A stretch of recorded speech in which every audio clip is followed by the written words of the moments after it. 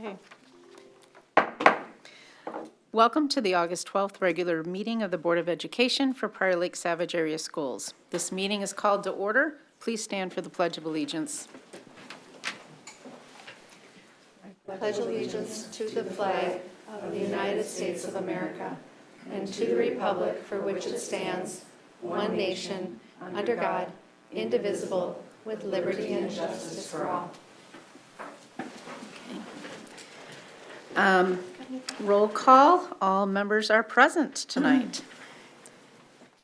Before we start the open forum, I'm going to read a statement sent to the board by a mother of a student who passed away on July 1st.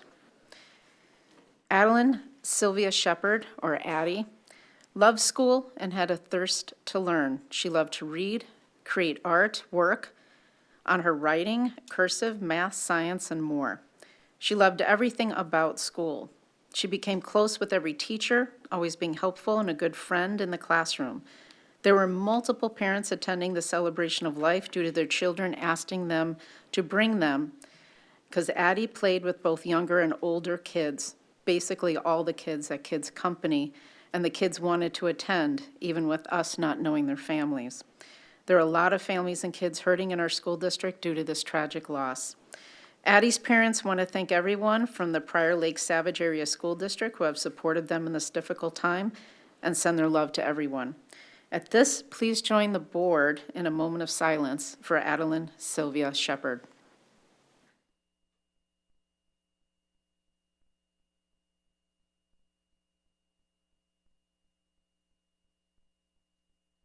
Thank you. Next, we're going to move on to the open forum. In accordance with Board Policy 203, a 15-minute period is set aside to receive citizen input through this open forum segment on the board agenda. The sign-up sheets are available 10 minutes ahead of time. We have one speaker today, so I'm not going to go through and read all of the rules. The rules are available on the table outside. If there is a violation of the rules, the board will stop the speaker. At this point, I would like Stacy Buckingham to come up and speak, and she wants to speak on cell phone policy.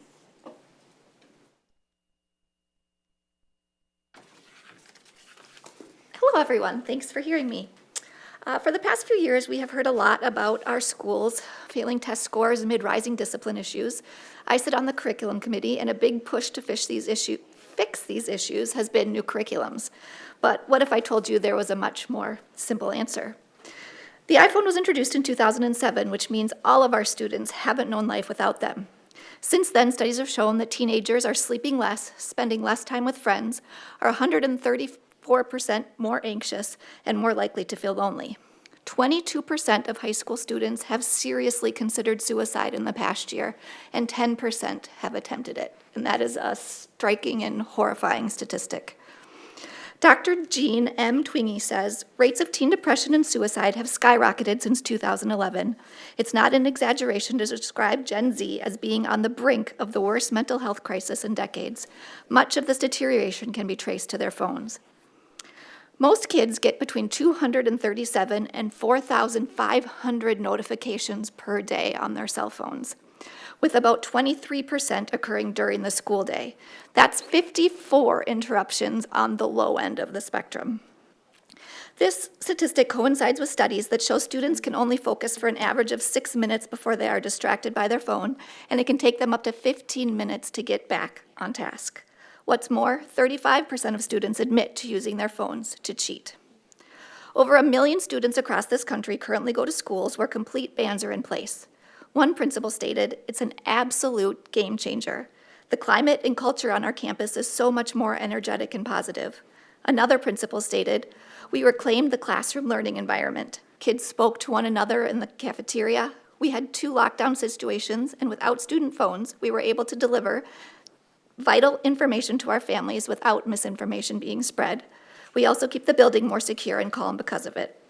Schools with complete bans report an exponential increase in academic achievement across all segments, a shocking decrease in discipline issues, and an overwhelmingly more positive campus experience for both students and staff. But parents, we parents, me included, have gotten into the bad habit of texting our students during the school day and expecting an answer. We need to realize that that's not okay and that disrupts from the learning. Schools with bands have made a phone available for student use, and parents with actual needs to reach their students can call the office and have messages delivered, just like when we all were in school. My child needs their phone for medical issues, not a problem. But what if an emergency happens at school? If there is an emergency, students need to be focused on their teacher's instructions and not their phones. And there is zero data to suggest that phones make schools safer. Students aren't going to like it initially. But where complete bans have been initiated, after the first 2 to 3 weeks, students report feeling free and at peace in a way they didn't know existed. How does this happen? Well, some schools have students check in their phones at the start of the day and retrieve them on their way out. Others implement something like yonder pouches, where students have their phone with them but locked in a pouch that they swipe at an unlock station on the way out of the building. Yonder pouches can be purchased for students by schools and last their entire tenure, or pouches can be put on school supply lists for families to purchase. They are $30.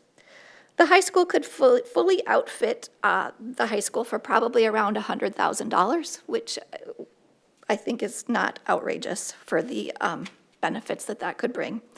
Remember, as adults, our jobs isn't to do what's popular, but to do what is best for students, and without questions, a complete cell phone ban is what is best for students' academic achievement, social interaction, and mental health. So I hope you seriously consider these points when you are discussing the policy tonight. Thank you. Thank you. Okay, thank you very much. Next on the agenda is the approval of the agenda. I need a first and a second motion So made. by Director Velazquez, Second. second by Director Crosby. All in favor? Point of order, Chair France. If we're following Robert's Rules of Order, there's a motion, there's a second, and there's discussion. Are you going to be allowing discussion per Robert's Rules of Order? Do you have something you want to say? Yes, but the chair is conducting the meeting, and you have to call for discussion in order for me to be able to, or any board member to be able to bring something up. Do you have something you want to say? Yes, I'd like you to recognize my point of order, though. That is your job as chair as well, is to recognize the point of order. I can recognize your point of order. Do you have something to say? Yes, with the agenda this evening, I would like to pull out the monthly check register for July. Okay, that's on the consent agenda. That's not on the overall agenda. But this will impact the actual flow of the agenda, which is why I've been consulted by both MSBA and parliamentarians that this is the proper place for it to be pulled out because it impacts the flow of the agenda. Okay, what you're asking for is on the consent agenda, which is the Right. next piece. Right, and I'm asking for the July monthly check detail to be pulled out and moved as a separate discussion, which will impact the flow, or it will impact the agenda. Okay, that is still part of the consent agenda. The consent agenda itself does not change, though, correct? That is still part of the overall agenda. Well, that's correct, yes. If you'd like me to hold, I can hold off till we vote. But we still, your job as a chair is to call a motion and a second and call for discussion on every motion and the second, unless it's a privileged motion. Actually, the consent agenda has no discussion unless someone pulls something off. But this part does. This one, if you'd like to discuss it, you just did. Unfortunately, what you just said is part of the consent agenda. So when we get to the consent agenda after this, does anyone else have any comments? Okay. So with that, all in favor? Aye. Aye. Opposed? Okay, that passes 7-0. Next is the consent agenda. The consent agenda items are considered to be routine in nature and will be enacted by one motion. There will be no separate discussion of these items unless requested prior to the vote, in which time the item will be removed as a consent agenda item and addressed as new business. The consent agenda, consists of financial details for June and July, purchase orders above $25,000, the enrollment report, approval of the July school board minutes, personnel items, which includes candidates for employment, resignations, terminations, and retirements. And over the summer, we had 2 retirements, Dwayne Johnson for 9 years as head custodian at Twin Oaks, and Ginger Joyce for 18 years as a student services attendance administrative assistant, also at Twin Oaks. And the annual contract renewal for Hennepin Tech. The monthly financial report, which is normally included as part of the consent agenda, will be included after the completion of the annual financial audit. So first, I need a motion and a second. So made. By Director Crosby, Second. second by Director Velazquez. There's no discussion unless you pull it out. Okay, now you're supposed to call for discussion. All right. No, So no. now that you did, I would like you to pull out the monthly check detail for July. Okay. How am I All right. supposed to call for discussion if you don't call for discussion? You are in Pull charge of things off at conducting the the meeting. consent. I always Okay, wait. Secondly, I would like to call to pull out purchase orders above 25,000, please. Okay. All right, so, anybody else? Okay, so the consent agenda now consists of, The July check. First one was the July check detail. transfers. Check detail, please. 7A7. 7A so A and B. and B. So, we'd like to see who's in favor of the consent agenda without the financials, the check wire transfer disbursement summary that includes the combined June and July, as well as the purchase orders above 25,000. The monthly check detail, number 7, not the monthly wire detail. I just want to be clear. Okay, A7, Correct. correct? Yes, correct. That's what I Mhm. said. Yep, 7A7. and B. Yep. And then 7B, that's it. 7A is the financials. That includes all the check wire transfer disbursement, including the EFTs, ACHs, bank reconciliation, and monthly wire. No, just 7A7. Just 7. 7A7. Oh, 7A7 down here, the June and July monthly ACH detail. Yes, Okay. correct. All right, sorry. All right, and then all of B, purchase orders? Purchase orders above 25,000, correct? Right, purchase orders, but that's the only thing we have in the consent. Okay, so all in favor for the consent agenda except for 7A, Roman numeral 7, and 7B. Aye. Opposed? Okay, that passes 7-0. Okay. Next on our item is the resolution for acceptance of gifts.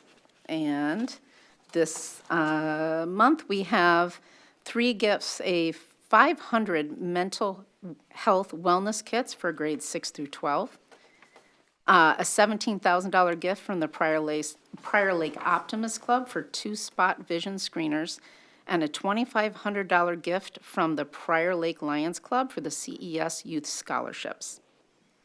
Can I have a first and a second? So made. By Director Bullion, Second. and a second by Director Burnick. Any discussion on this? Okay, all gifts are roll call votes, so I'm going to start with Director Olstad, Aye. Director Crosby, Aye. Director Burnick, Aye. Director Bullion, Aye. Director Velazquez, Aye. and Director Atkinson. Aye. And aye, so that passes 7-0. And next on the agenda is Laker Pride, the special recognition for the Prior Lake Optimist Club art donation. I'm going to hand this over to Dr. Thomas. Thank you, Chair Friends, members of the board. Just want to send an extra shout out to the Optimist Club. They've been a strong historical supporter of our district and our students, and I just really appreciate the donations and the gifts just previously, and also the annual recognition of our artistry in our district. Tonight, we have Greg from the Optimist Club, who will introduce our student artist, Avery Thurston, and give a brief overview of the Optimist Choice this year. Greg himself is an artist and has completed murals in some of our schools and downtown Prior Lake, so well known for his imagery on walls. And look forward to the conversation tonight and the reveal of a very unique piece, and would love to hear the story from Avery as to the conceptual vision for that piece. So, Greg, I turn this to you. I'm going to come forward, and Avery, you can step forward as well to the podium. And then afterwards, I'll have you all stand forward with some certificates and recognition. All right, well, thank you. Yes, so I'm from the Optimist Club, and the Optimist Club has the honor of being the sponsor for the high school art show and competition, and then along with that is selecting a piece for the purchase. And I was happy to be part of that group. Me and Andrea Steger were the the representatives from the club that got to review all of the pieces, and there were many wonderful pieces. I follow the show. I've had 5 students go through the high school. Several of them participated in the show when they were there. So it's always fun to see the wonderful work that is there and how impressive it is with all the great work being done. And this year was no different than any. It was a little tough for us to look at all the pieces and narrow really down to one piece. Andrew and I kind of looked it over and found a few that we really liked, but this piece by Avery really stood out to us for a few reasons. First of all, as an artist and an illustrator, I was struck at the quality of the piece and the handling that Avery did of her medium, the color pencil. So it to me speaks of a very professional look to it, like something you would see from many professional illustrators. So the quality was really wonderful. So that struck us first, and then the image too. It's not just a great rendering. There's an idea there. There's a visual. There's a neat way of combining two things together that really struck us. And that too, we thought, well, for a piece that's going to be in the Prairie Lake School District, what better than a fish out of water? So we really thought this really was going to be a great piece to represent. Beyond that, again, I just really want to stress the quality that we thought that the piece was. And so congratulations, Avery, on the incredible job you did with this. I want to thank you, too, for being willing to allow us to purchase it. I know how when you put that much time into a piece, it's hard to give it up sometimes. So thank you very much.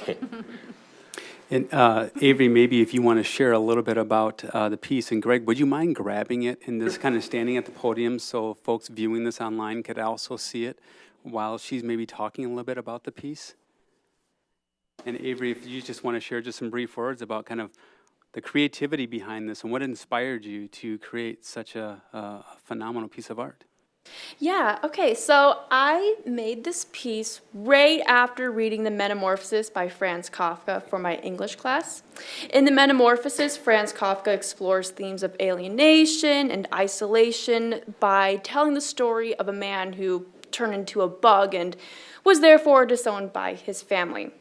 Now, after reading this book, I just could not stop thinking about it. I was like, this is amazing. I have to create something like this. And so that got me thinking about the idiom of fish out of water, which refers to someone who feels unhappy in their environment because they feel so different to those around them.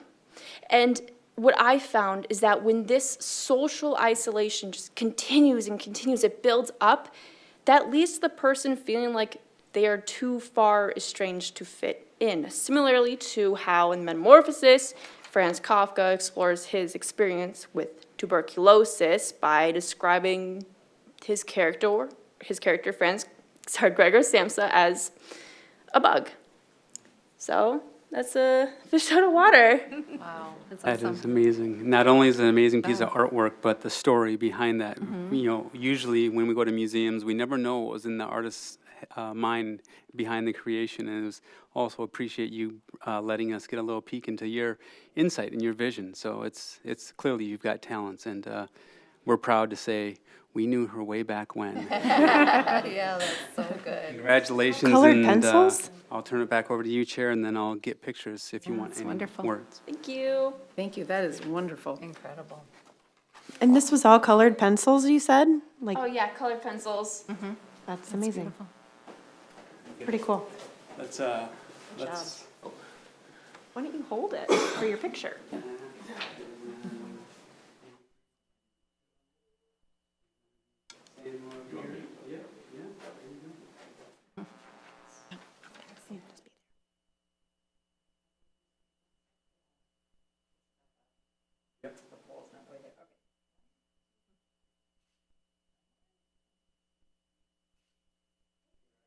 Congratulations.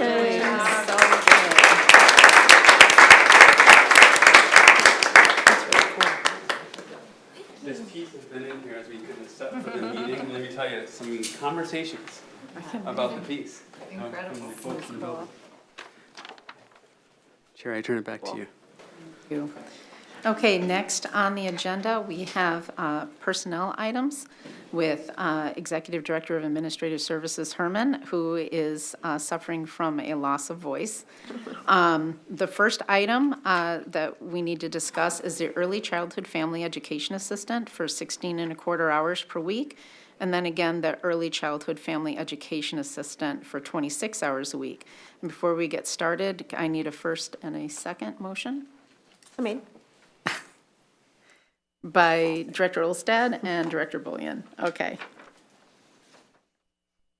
All right. And I hand that over to Director Frederickson. Thank you, Chair Franz. These two positions are requested by Community Ed, the funding will come out of the Fund for Community Ed, and they're requesting these two positions because they have increased needs in their program. They have been run by budget, and we have dollars in the Community Ed budget to pay for these. Okay, are there any questions? Hearing none, all in favor? Aye. Aye. Opposed? That passes 7-0. And then the next one is also, I believe, Director Frederickson and so Director Herman.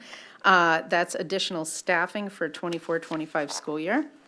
And before we get started on that, I need a motion and a second. So made. By Director Velazquez. Second by Director Burnick. Okay, please go ahead. Thank you. This position is a 1.0 Indian Education Cultural Liaison to support the students, elementary students in the American Indian Education Program, and it will be funded with the American Indian Education Aid Grant that we have. We have looked at the budget, there is dollars for it, so we're recommending that this get approved. Okay, any questions? I just had one question. Would this, obviously it says elementary student activities, is there potential for district-wide, or this really would be just for elementary? Is that a question for Sam? But primarily for elementary to start. Thank you. Okay, any other questions? Yeah, I have a couple of questions. So how would this position interact with the existing American Indian Coordinator role? Chair, we'll have Director Oak come forward and speak to some context Yes. here around it. Thank you, Director Oak. Thank you. Yeah, so the American Indian Coordinator will coordinate the programming, help work with the schedules and all that. The additional liaison will help provide more contact time at the student level.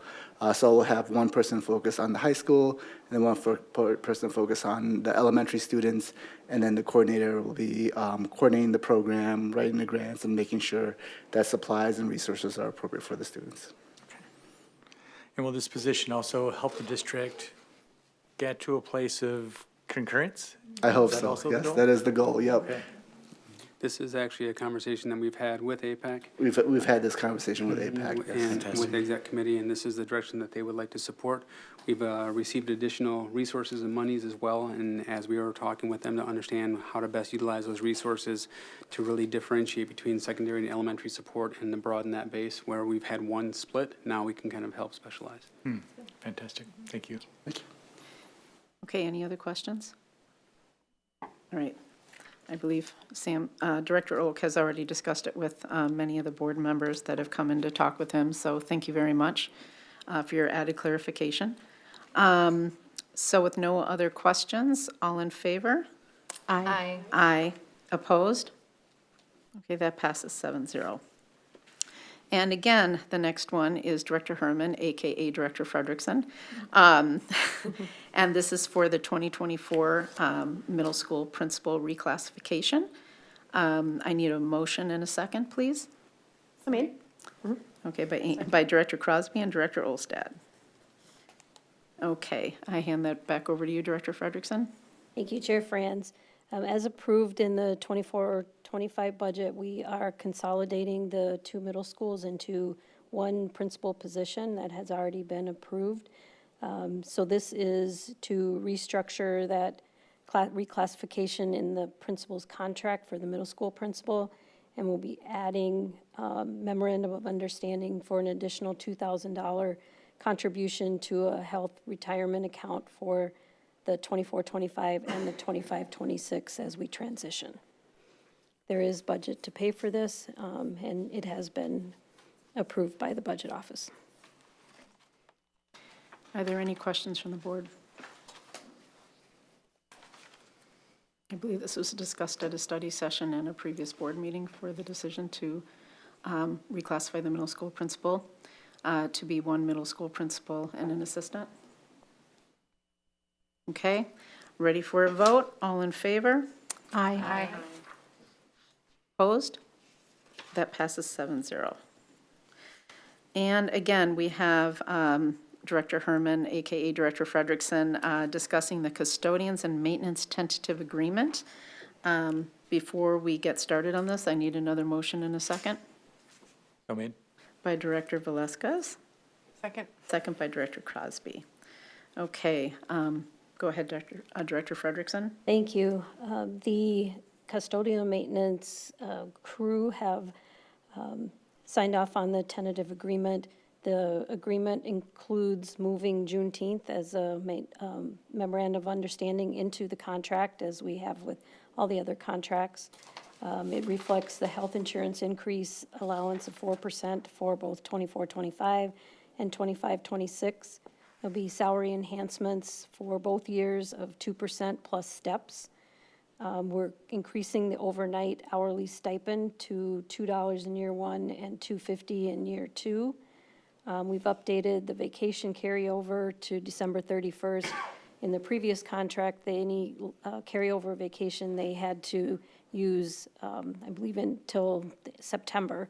We moved that to December so they had more time to use the carryover. We've changed the 5-day vacation carryover to be automatic. They don't have to request it. We've increased the 401(b) lifetime match contribution to $27,500. We have reinstated language for assignment to a higher classification that was inadvertently left out of the last contract, so we now put it back into the contract for this time. There were several language updates, and the total compounded 2-year percentage for this contract is 7.051, which equates to $335,861. Okay, which falls within the board parameters that we set. Are there any questions? Okay, hearing none. All in favor? Aye. Aye. Opposed? Okay, that passes 7-0. Okay, now we're going to go on to new business. And the first thing we're going to do is bring up the consent agenda polls of the financials 7A7 and the purchase orders above $25,000.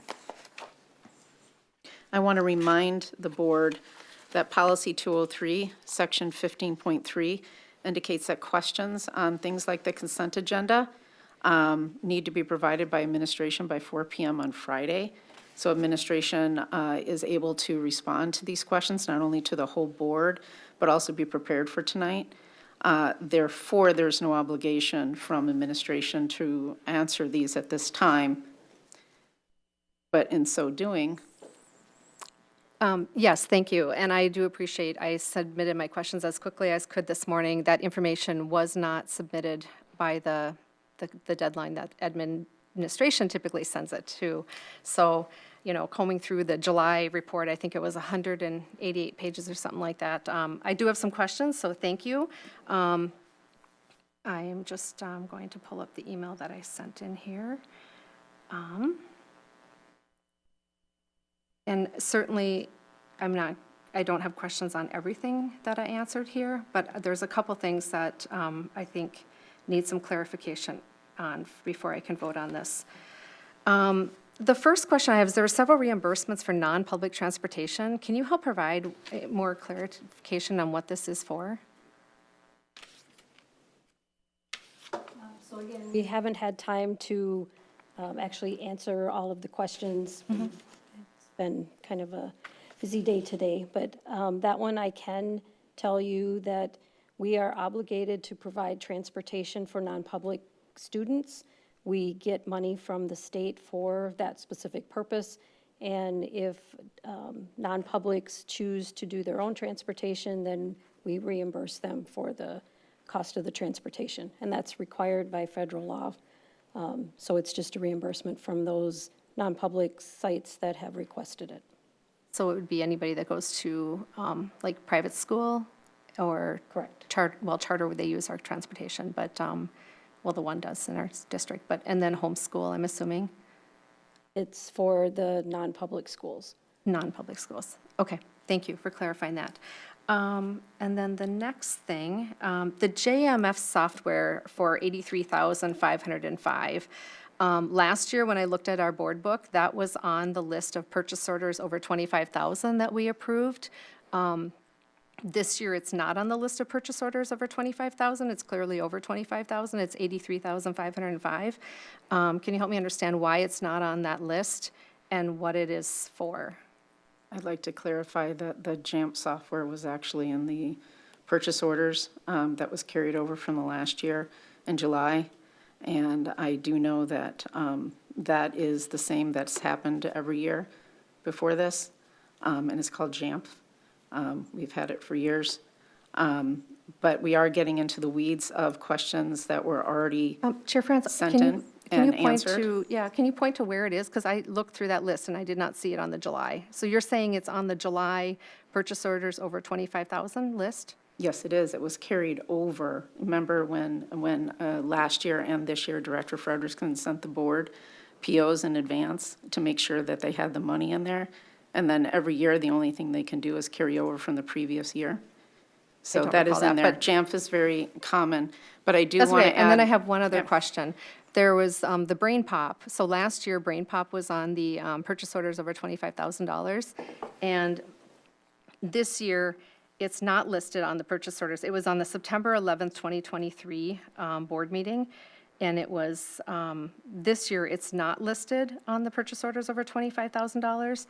And so, and this year, it's $30,000. So I'm just curious why it's not listed on the purchase order versus over, I mean, there's just seems to be a lack of consistency is what I'm seeing from one year to the next. And I guess, how do we know when we see these big charges? Are they supposed to be on the list of purchase orders over 25,000 or like? Yeah, I think that here's something that we need to qualify. First of all, I don't believe it was over 30,000. I think there was 2 separate charges for that. They were the But same- second of they were the all, same every check other number, by board the way. member was able to get these questions in by 4 PM on Friday per policy. Every other board member was able to get their questions in by 4 PM on I Friday. didn't see any answers to any questions, so. You I didn't would- send them in until this morning. No, I'm saying, that's fine. For transparency, I would have asked the question whether it was 4 o'clock on Friday or if it was 9 o'clock this morning, Chair France. So, and I certainly don't want to bother our administration on the weekend. Well, then- So Then I'm going this to call purchase this to a order, close.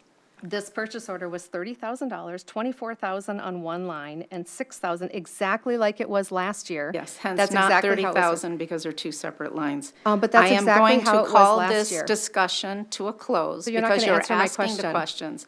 So The- you're not going to answer my question. The administration and us and policy have already stated that if you have these detailed questions, you need to get them into administration, or if you have them at all, you need to talk to them and get them in by 4 PM on Friday. Then isn't it policy It that is a administration violation of has policy. to? Then it isn't administration's policy that they have to get us the information in time so that we can review it and ask the questions? But they did, everyone else was able to ask their questions. Didn't. Yes, they did. Okay. So we're not going to answer that we're going question to for our move on. public. That's great. We're going to move on. And the next thing on the agenda for new business is the We have to Policy. approve. Chair France?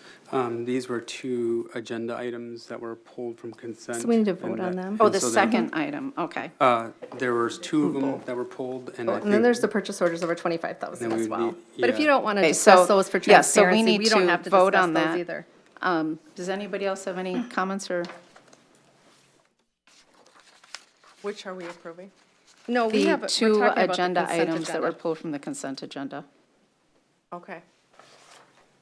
We have to vote. No.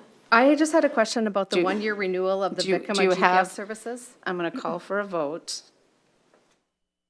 unless anybody else has any other questions or comments. I have a question, but she won't let me speak.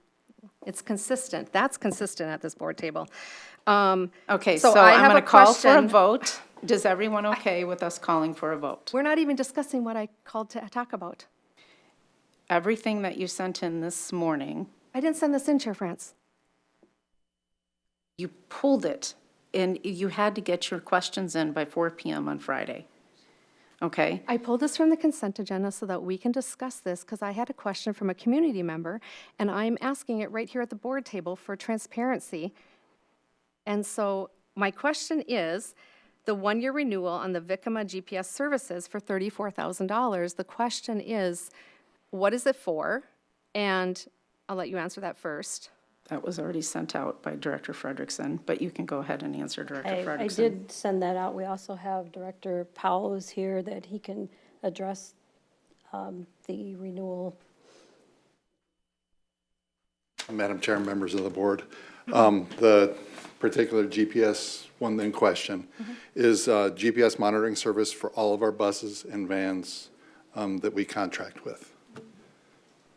And so another question was, that I believe I did send on Friday, was how come that's something that's not paid for by the bus company? If they own the buses and it would be part of their equipment, why wouldn't that be covered under the bus company? Or is it, I mean, I'll let you answer. No, there's two basic ways we can look at it. One of them is we could ask them to cover that as a part of their contract. In typical, when they cover costs, they add an additional cost on that of whatever, 10% or 15% on top of that, just for their administrative purposes. We could definitely go forward and ask them to do that. My preference would be to do it ourselves and pay for that. And then if we need to, we can look at different services ourselves and have more control over that and reduce that overall cost by that expense that they would charge for their profit and overhead. Yeah, no, I understand. I'm sure somebody has to pay for it, right? Who manages it and controls it? Do we have access to control it, or do they? We have access to it, and the bus company also has access Okay, to it. so- So in general, when a home or a parent calls with interest, they've got a student there, or they didn't notice the bus coming, and we can go and track down exactly the time within seconds of when that bus passed that particular location. So both our administration and the bus company can answer those questions for the parents. Yeah, I appreciate that. I've had nothing but good things to say about the bus company. I mean, every time you call them, they're good.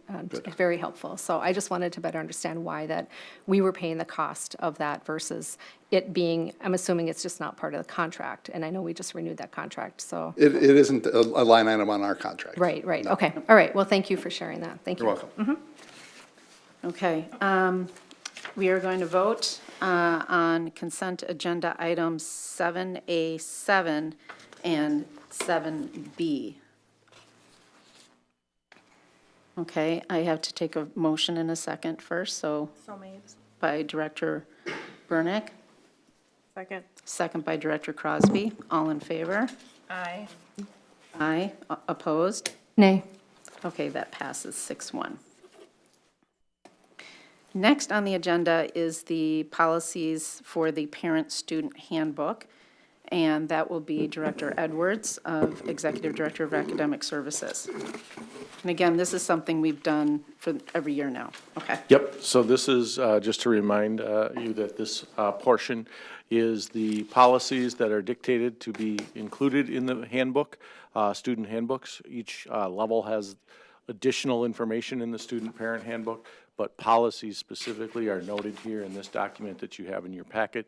And just to know also, I think this will be the second or possibly the third year in which we have created a document that is essentially a live document. So as policy committee and you as a board act on policies throughout the school year and take action, we keep it current through that process. So these are the standard handbook, parent-student handbook policies of the board that we communicate out to our constituents there. Okay, I need a motion in a second. So made. By Director Bullion, second by Director Olstad. Okay. Any questions, comments, discussion? Okay, so this has been. I have a question. Are there wasn't any line items on this for us to see if there's been any changes? Are there any major changes from last year that the community would need to be aware of? Not anything other than policy changes that, for example, later in the meeting this evening, we'll be addressing a policy, and again, that will be kept live in the handbook, and procedures related to those policies will be communicated accordingly. But nothing of substantive nature other than that, that will be included. And again, we are also, we, on an ongoing basis, review policies that pertain to students, and once again, those will be kept current in this portion of the handbook. So I just was looking at some other districts' parent and student handbooks, and one of the things that I felt like a way that we can enhance our handbook, which I understand this is, you know, the same, we haven't made any changes to it, but since we have a new strat plan, there's another district that basically launches the parent-student handbook with their mission, their vision, their strat plan, and they say, "Greetings, students," and it's much more, like, we start out with a specialist management plan, which is pretty boring, but I know it's alphabetical, but it's not very like, oh my gosh, welcome to Prior Lake Savagery Schools, here's all the information you need to know about our school. And like, the one I'm looking at is 88 pages long, and there's a lot of times people ask questions on social media, or where do I buy a bus pass? How do I buy tickets to a game? How do I buy activity pass? I mean, there's a lot of questions that we get asked online, and I'm just wondering if we could enhance this to make it a little bit more friendly for our community. And I can give you an example of the one that I'm looking at here. But I know we don't even have anything about our dress policy on here as well. And so I think, you know, I think there's a way we can enhance it. I didn't see it unless I missed it, so I looked over it several times. But So if I may jump in on the beginning portion, each handbook at each respective level does have much of that information that you're speaking of. More readily accessible information is on the front end. The policies that are required to be included come later in the handbook, so we don't, this portion of it, as you see, as you pointed out, is laid out in an alphabetical nature. But when you get to the policy portion, that is included in the handbook in that format. However, more pressing or pertinent information to students and parents, such as the daily schedule, how to get a hold of your son or daughter's counselor at the secondary level, who those folks are. All of that additional information is included and front-end loaded into our respective handbooks. yeah, I don't see anything on the dress code in here. It's student attendance, student discipline. There's nothing about dress code in here. And then, Yep, there is actually. where is it It's then? hyperlinked in there to the Under policy. Student discipline. It's hyperlinked in here? Under student The discipline. policies are hyperlinked in there, that's what he was just saying.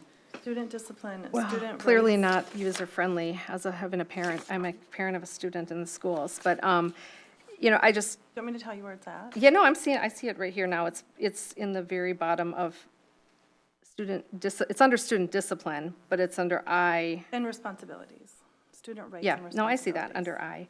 under I. And then also like in the part that talks about, and I'm just trying to look at ways that we can improve our district, right? We continue to do the same things over and over and again, and you're not going to get different results. And so when we look at our stakeholder survey, we hear things like, we do a terrible job at communicating as a district. We see things online that say, how do I buy a pass for games? Or how do I call my student out for attendance? I mean, those are just other things that other districts are putting into their handbook. And so if you guys don't want to, if you're not open to a discussion, that's fine. So let me, Director Yes. Atkinson, if I may, because I appreciate some of your comments about let's make it easy for our consumers. As a point of comparison, I think, I'm not going to have these numbers exactly right because they're off the top of my head, but Eden Prairie schools, for example, not to name another school, but this is a concrete example. Their communications department is upwards of 15 to 20 employees. Ours is 2.5. So they have resources to put forward in that effort. And so given what we have, we're doing a strong job, in my opinion, and I don't want to get too off topic here, but this is a piece of communication. So really solid outreach and consumer, you know, reaching out to our consumers and our and our students and our families in this really solid, kind of very cutting-edge fashion takes resources. And so that's another discussion, but I think when we're looking at the handbook, it's a matter of what do we need to communicate from a board perspective about our policies and where we stand, and then they drill down deeper, but on site handbooks or at different levels, when K-5 or middle school, that's going to be a deeper dive that is not as board involved. And Director Herman, I know, I see you raising your hand because we do have a lot of the information that was just said online. What we're actually voting on is the substantive portion of it, but did you want to try and say something? I just want to reiterate that this is just the policy portion. A lot of the information you're suggesting doesn't live in each individual school districts at the beginning. So it has parking pass, it has attendance information, all that kind of stuff. This is just the required policy piece that we have to get the board to approve. Right, this is the only substantive policy piece. This is just the meat of it. It is not the whole handbook. The rest of it is actually available online and in various sections, including parking passes and all the welcome stuff, as well as the mission statement. What we're voting on here and what we voted on for the last few years is just the substantive pieces of the rules that include the policies. That's the meat of it. It's not the whole. Well, I understand. I'm just trying to think about ways that we can do things better in order to improve things that have been challenging for parents, right? Also, in the student attendance, it says in here that parent guardians are required to notify the office via a note or telephone call. Well, at the high school, it's a totally different procedure. And so, you know, in fact, that procedure is confusing to parents. So as long as, like, I don't know, I just think we can do better, to be honest with you. And there's other districts that have examples. I understand what you're saying about resources, but we're just basically, like Dan said, Dr. Edwards said, we're just taking exactly what we did last year and approving it.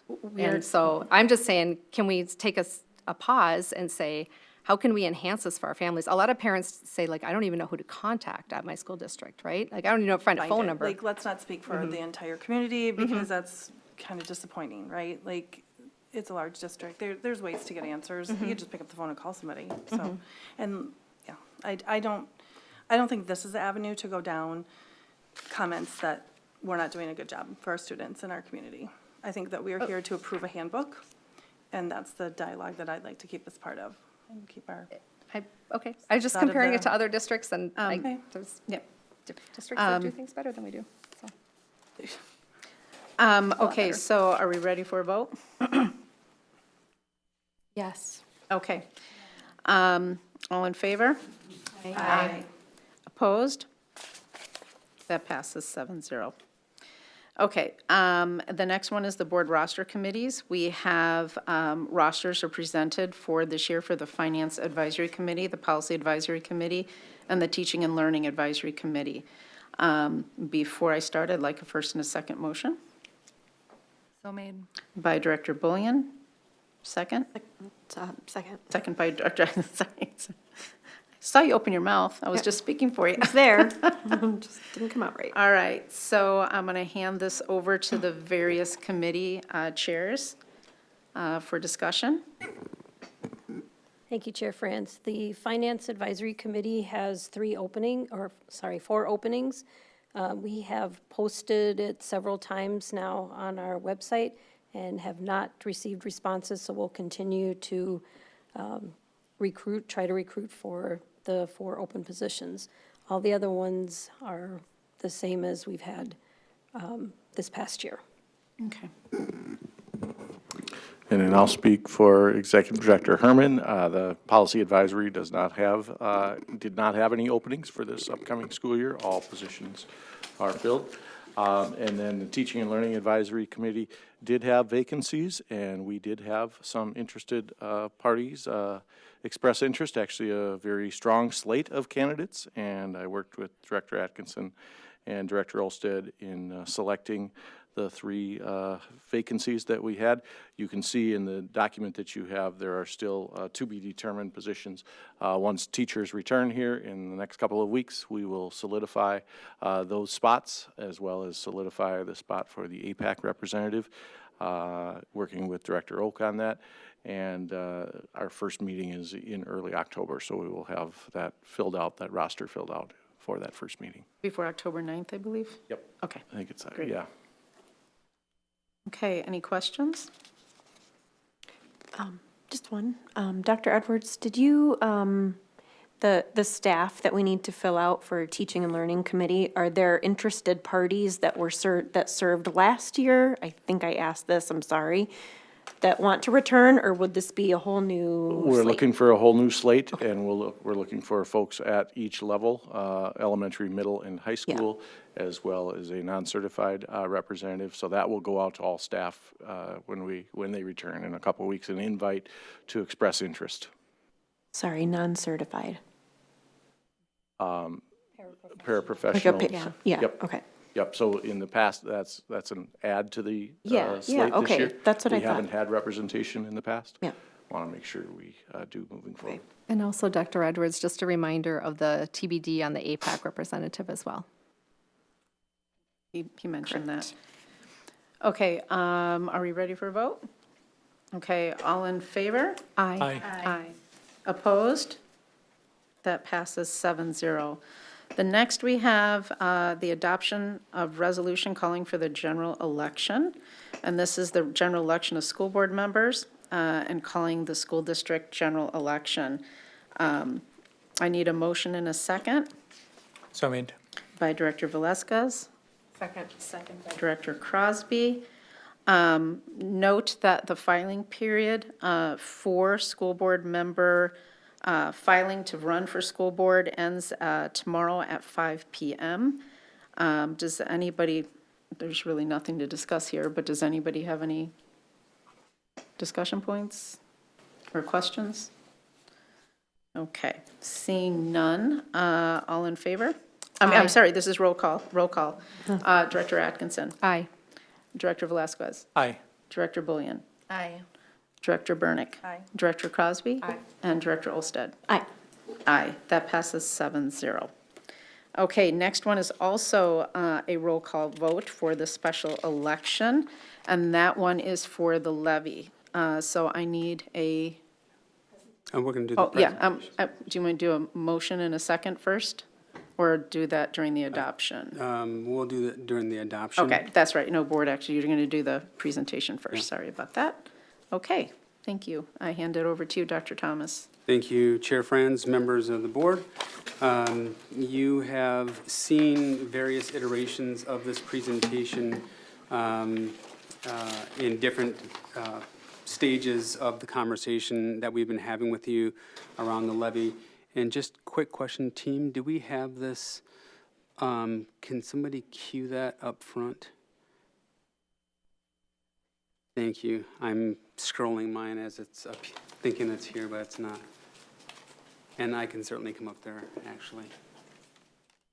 If that would be okay? Oh, that's Okay. absolutely fine, yes, please. That way I don't have to deal with clicking and somebody doing all that for me. So, thank you. No, I think I can click and talk. I'm gonna give it my best shot. If I can't do this as a superintendent, we got bigger problems. All right. Good evening, Chair and members of the board. And I am not going to walk through in a presentation style. We've seen a lot of this content, but I do want to kind of pause on a couple of different slides that I think are going to be really key and important. But essentially what you have embedded here into our community watching, this is essentially going to be our presentation deck that we will take on the road, if you will, to inform our community about the possible levy conversation that you all will be taking action on here momentarily. And scheduling out for, parent advisory committees, chambers, other community events. We'll be more than happy to go out and speak. And I know Martha has been booking these left and right like a concert venue. So it's going to be a busy fall of engagement, and really just wanting to make sure that we do our due diligence to help our community understand the conversation behind it. So We start our presentation with a lot of demographics and some program characteristics. So again, I'm not going to go through all the slides, but I will invite any of you to come back to the slide deck and you can take a look at our variety of our programs. But we've called out a couple of unique program options that we know have come up a lot during our strategic planning process as kind of key areas of interest and priorities for many in our community. So we've highlighted a couple of those outside of our strong neighborhood schools. We have the Spanish immersion school as well, La Ola del Lago, and again, a pathway going up now into our second year at the high school for this fall. So we're really excited about that, and again, a lot of strong interest in continuing for that. We've long held on to our tradition here in our district, incorporating E-STEM into a lot of our curricular instruction options for our kids. And so that is one area that when we ask the question, what don't you want to see go away in that strat planning process, a lot of conversation around that E-STEM opportunities for our kids continue to rise to the top. And then our AP and gifted education, this is also another strong area of interest. One area that we know that we've had to make some adjustments in over the years, but definitely want to make sure that our community understands we share that same value and what the resources it would take to move forward with that continuation. We continually hear great things about our district. There's no perfect district. We're not perfect. We know that we always have opportunities to continue to grow and improve, and that's something as a district that we embrace as a continuous improvement mindset throughout the district. And you can see that favorably high with our community with regards to trust with the board, trust with our teachers, excellent quality of education, et cetera. And so we're very proud about that. And when we talk to our community about the possibility of a levy, our community is looking for some aspects of a return. And so if the community chooses to make an investment by way of an operating levy this fall with our district, these are the key themes that came out in conversations in that poll of what they're really looking to see. And again, there's really not a strong conversation to say, would you support a raise in taxes with nothing in return? They're looking for something. So how do we find that balance between fiscal stewardship and a return to impact positively for our students and our families? So we've covered a lot of these too in some previous presentations. As mentioned earlier, we have a brand new strategic plan, and that strategic planning process was a wonderful time for our community from all different backgrounds to come together at a variety of different touch points throughout the school year last year, from last January until last June. And it resulted in a very comprehensive, complete renew of a strategic plan. And some of the general themes that came out from that planning process, a high focus on academic achievement. This is something that's one of our greatest pillars with regards to academic excellence. It's something that's going to be driving a lot of the theme for the year as well. But we know that is our bread and butter, and we want to make sure that we are breathing life into that plan so that folks understand that is the ultimate goal for us, is to bolster those academic gains of our kids. We want, the community wanted to have strong critical thinking skills reflected in their graduates. Career readiness pathways. We know many of our students will take traditional college routes, but we also know many of our students are going straight into the work industry, and that's a growing demand, not just in our district, but for many in the metro area. Our students don't come to us as kind of unilateral learners. They have a variety of needs. Some need a lot of scaffolding to kind of ramp their learning up. Some need a runway to jet them off 2 or 3 grade levels ahead of where they're currently enrolled. And we need to cover that entire spectrum of students, and that is something that our community really wants to make sure that we are focusing on. And then lastly, when our students successfully graduate from our high school, they're going to be smart, they're going to be beautiful, they're going to be intellectual, but we want them to have a good heart, a good character, and that's something that's also part from our community that take care, like I kind of affectionately say, we'll take care of the head, but we also want to hold the heart. So part of our work last year was to help develop that learner profile that's going to really help our students engage in kind of illustrating what is that character that we want our students to demonstrate when they're walking in our schools, walking in our communities, going off to college, going into the military or the seminary or whatever life might call them to be. They represent us and they do us proud, and we can say, yes, that's a PLSA graduate. Just like Avery earlier this evening. I mean, when she writes her does her next art gallery to say, that's who we want to see out there, right? Very proud. And this is our brand new strategic plan. This has been promoted in a lot of different spaces, a lot of excitement around this. And, you know, one of the things that you hear us continually talk about is that the strategic plan is not just a pretty shelf document. This is something that is a living, breathing document that we are going to hold ourselves accountable to.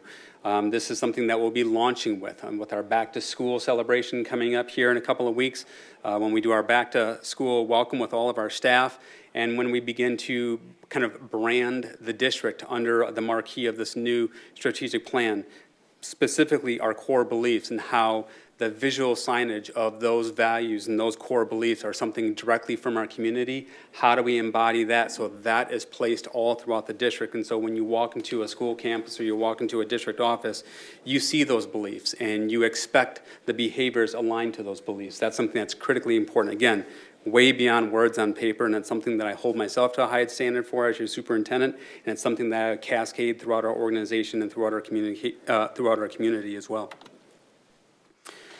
We have been talking for quite some time about our financial pressures and about some of the real tough conversations that we're going to have. And this is something that many who have been in this district far longer than me have been forecasting. It's something that I was able to also see and speak to when I first began here in the district, saying we are going to have these conversations. We knew that.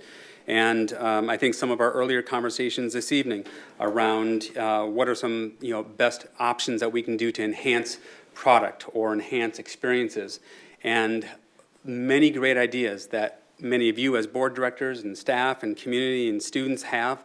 We also know great ideas sometimes come with great costs. And so where will we make those critical investments to ensure that we are being mindful of the public resources that we have at our disposal, but also investing in high-quality experiences for our students so that they're ready to chase their dreams when they walk out of our doors and cross that stage.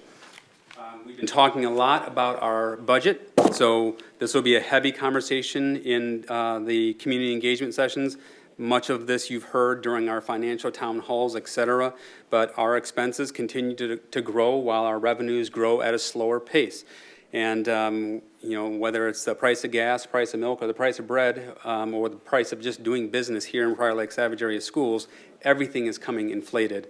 And the revenues are not necessarily keeping up with the types of inflation that we are seeing throughout the industries that we are partnering with as well. So it's not only just what we have within our district, but we also get the hand-me-downs of other contractors, for example, who are subject to some of the same economic pressures or the same statutory laws that have just passed in this last session, that some of that they will take on, but some of that they're passing on to their clients. And, so whether it's transportation, food service, et cetera, lots of those expenses are being passed on top of what we are also experiencing at the local level. We've talked about a variety of mandates. I think one that we are closely watching is the implementation and the fidelity of READ Act. And so this is one very big one that's obviously near and dear to many of us, because literacy is the bedrock skill set of any other discipline that students interact with here in schools. And no questions asked, we want to heavily invest and really bolster that. But we also know that that mandate is coming grossly underfunded. And that's something that we've advocated for. Many of you, and through your lobbying, have also advocated for that. But the resources are on the table for what we receive, and we will make the best that we can, given what we've got, and then navigate any of the kind of politics and challenges that come when you have high expectations with low support. So that's something that we'll work through, but we're excited. Many of our staff have been engaged this summer in doing some of that literacy training, so we'll have to do that with a lot of these other mandates as well. This is not something that was created overnight. This has been going on for many years, and just really driving home the fact that if inflation were to be keeping up on pace, our resources will look very different if that were the case, starting back to 2003. And we continue to have ongoing budget reductions. I think, correct me if I'm wrong, any of you board members who were here for a while, but 17, 18-ish or so, we went through some significant reductions. maybe that time frame. I could give or take there. I can't remember when that Was 2020. 2020 and 2021, we went through significant Okay, budget. so And then thank you. again, before that, 2011, 2012. There it is. 2011, 2012 was actually where I was trying to date myself back to, so I said the wrong early year. And then we also had some time just pre-COVID or right at the onset of COVID. And then we have had some reductions last year, and we will forecast, based upon previous slides, that we're going to have some continued reductions with a flat enrollment and maybe some peaks and valleys along the way, but essentially flat. And so with the revenues being not keeping in pace with inflation, those are going to be some ongoing challenges that we're going to have. And again, we want to make sure that we provide the resources and supports for our students, but we also have to be mindful of where we're at financially. So this is really driving a lot of our conversation there. Sorry, that was 2019, 2020, and then 2011, 2012. Okay. I was off the Okay. second one. Again, just before COVID or right around that time frame. And looking at how we balance efficiency with our student needs. And, our costs are about $2,500 below the state average. And again, state average is the entire state. Understand there's ebbs and flows with small rurals, large urbans, and everything in between. But if we could try to do, as close to an apples to apples on the average, this is where we fall. And I think there was a point in time in our tenure where we were able to meet the needs of our students. And now what we're seeing is that the needs of our students continue to go up along with the other factors that I mentioned in a couple of slides previously. And so the cost to support students fully is very significant. And so it's not something that we're able to bridge together as we might have in the past, where we know that other districts are able to secure resources far and above where we currently are. And how we spend our resources, again, we're trying to be as open and transparent as we possibly can around where the penny, every dollar goes with that investment. And I think language matters here too, because when we look at where 80 cents of every dollar goes to salaries, benefits, and supplies, that's primarily our student-facing aspect of the dollar, and everything else is kind of in that support side of what it takes to educate our kids, with very minimal on some of the administration. And again, administration is the qualifier here. We've had some conversations as a board through some of our study sessions for various reports that people will pull or reference, whether it's a STARS report through MDE, which codes and defines employee classes very differently than what we do here. It is really important that we understand when we're having these conversations that we are talking kind of the same language, if you will. And so when we're talking about administration here in our district, we're talking about principals and above, if you will, not those who might be coded in the state system as a teacher on special assignment doing district level work as an administrator. But that's how oftentimes they are coded there as well. So we want to make sure that we're trying to help our community understand some of those nuances that can actually make a fundamental difference in terms of how you understand the levy conversations. Looking with regards to some of the voter-approved levies, we've shared this, kind of where we fall. Currently at about $624 per student that we are under with our operating levy. And just a little point, a caveat here, both Prior Lake and Farmington, as of what we know today, are going out this fall potentially for conversations with their community for the levy. And if we go forward and the community would support a levy, just for a point of reference, you can see where that levy would put us, kind of solidly in the middle of the pack, if you will. We're not at the top and we're no longer closest to, one of the closest to the bottom. We're kind of in that solid mid-range, but also able to deliver on many of those factors that the community was looking for in terms of return on that investment.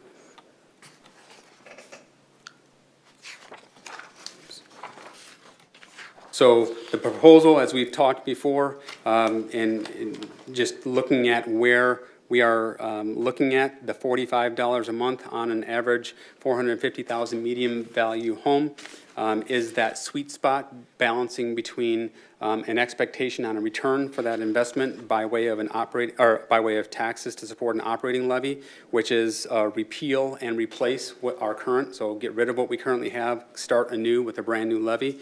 That's where we sit. And you can see that hashtag line there is our fund balance threshold. And so as we begin to dip below that, that's where we get closer and closer to statutory operating debt. Fancy way of saying that's not where you want to be financially. And that is something that we know that is not an option, so we're going to have to do something. And there's, I know that levies are not guaranteed. These are conversations that our community has to have at the polls. And this community has had affirmative conversations, and they've had, ones that they've negated, or that they've negated initially and then came back a second time and affirmed. So that's going to be in the power of our community, based upon our information and sharing that with them. But we're simply trying to just state the reality before us. But I will have to just be biased here and say, statutory operating, that's not an option, okay? And that's not something that we are aspiring to find ourselves in. And I think we've got many other ways that we can address that before we even get remotely close to that. But it shows you where we're at in terms of our proposal. Our statutory authority is $60, and I think we've had this conversation. $60 conversation with our community is just not, it's not even going to get started. We know that. And so, and then anything below 45 really starts putting us fairly quickly going into that direction below our fund balance that we don't want to be. And so trying to find that mid-ground sweet spot there. So this is a November 5th conversation. Should the board support the resolution that we have for you later on here, that they would revoke the current existing operating levy of approximately $624 per student, $623.97 to be exact, and they will replace that with a levy of $1,803 per student, netting about $10.8 million for that first year, with an inflationary factor built in years 2 through 10, which roughly hovers around 2%, give or take. Is that about right, about average? So again, that also doesn't say what happens legislatively, 10 years from now. No one has that crystal ball, but you all get a sense of where we're going with that impact. And we'll also have a website, should this be something that we continue to go forward with by way of the resolution this evening, that when we produce this, individual could actually plug in their address and get exactly for their home. So because there's a lot of factors that go into it, and I know we've even had conversations here at the board table. If you live in Savage, if you live in Prior Lake, your age of your house, the valuation, et cetera. So there's a lot of the different things that go into what is that net impact at that individual homeowner level. Homeowners will be able to do that specifically unique to them in the privacy of their own home if they would like to see that. Oops. All right.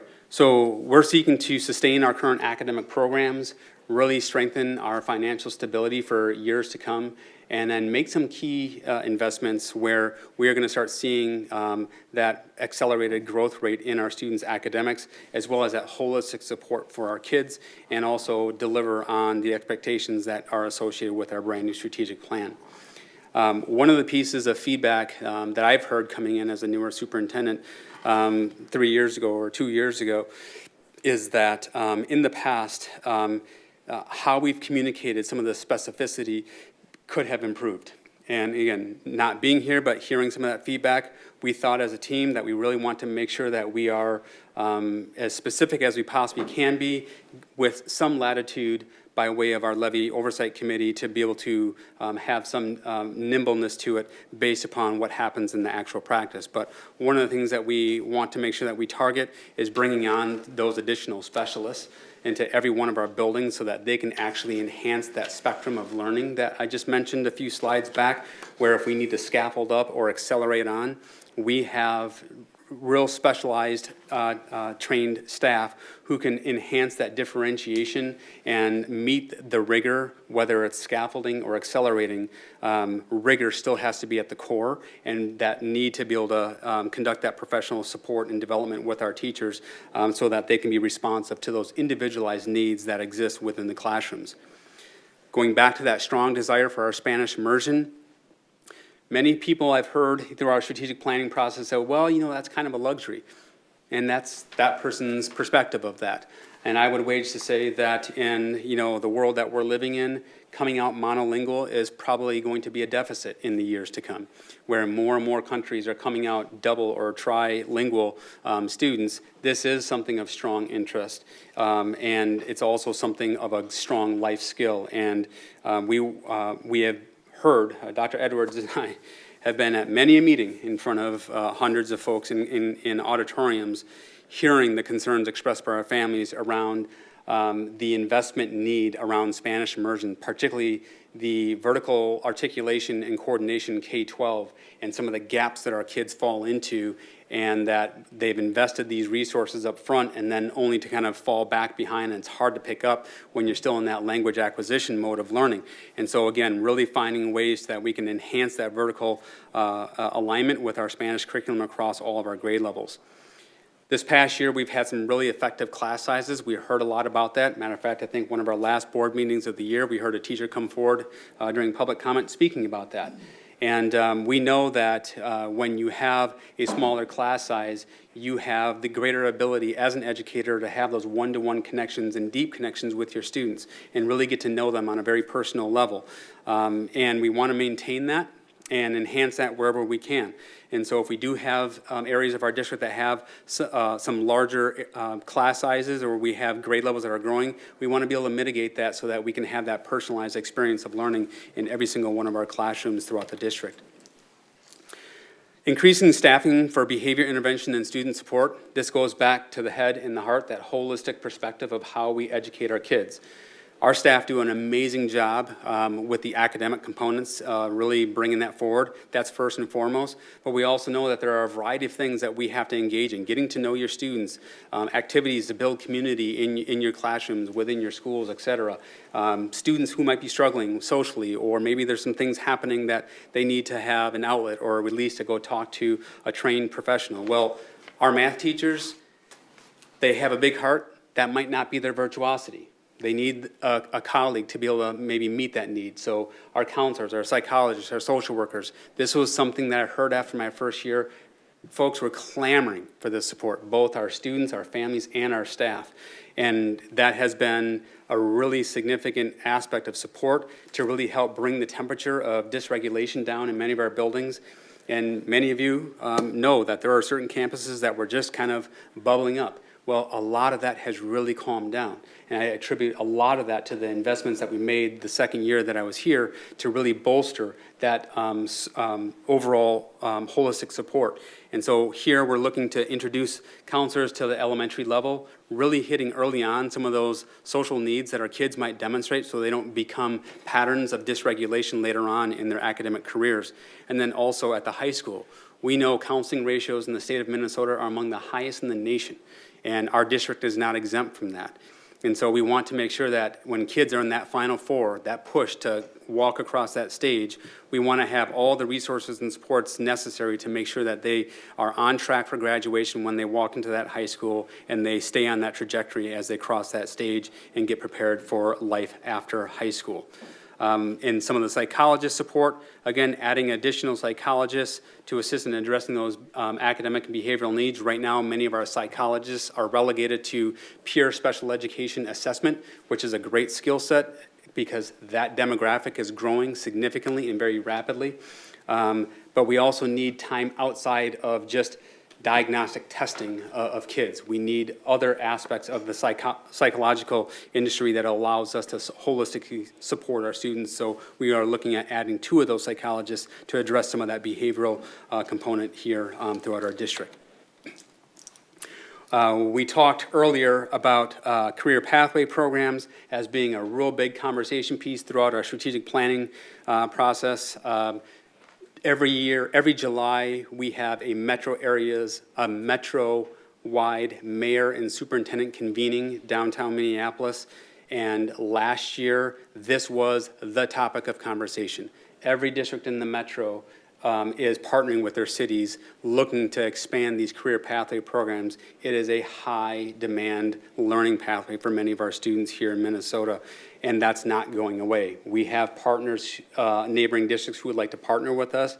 We don't have the bandwidth nor the space, the physical space, to even remotely have that conversation, even though that interest is knocking on our back door. So we've got to find ways that we can keep the interest of our students at the forefront and feed that interest versus denying kids to enroll in Healthway, Pathways, et cetera, or other of the 6 areas that our kids can specialize in.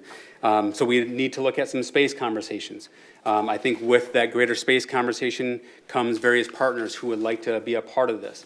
I think also we are looking at enhancing our current model to bringing on, what we heard from earlier this evening with our Optimist clubs or other private industry in the various pathways, that they might be able to also enhance and financially sponsor MinCaps in ways versus just have an internship experience for them. Are there other ways that we can leverage resources through those partnerships with local businesses as well?